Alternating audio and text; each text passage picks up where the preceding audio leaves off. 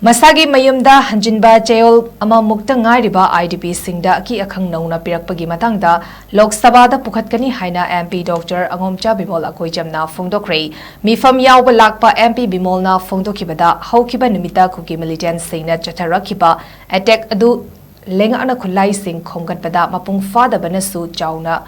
Maram ama oiri masigi matangda numit nini humni asigi manungda Lok Sabha da mahakna wafam singasi PUKHATKANI HAINA PHONGDOKKHI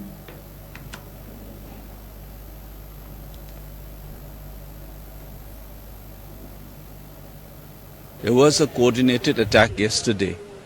on the IDPs, internally displaced persons, who have been resettled recently, barely 1 week or so.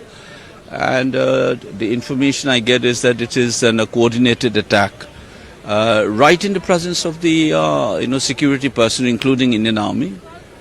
This is a very disturbing development, and it clearly tells you that the disarming of armed elements, especially in areas in Churachandpur, has not been properly carried out, and that's why this attack happened, and the government should take appropriate actions. I tried to raise this issue in Parliament today, but I didn't get it, but I still try in the next few days as well.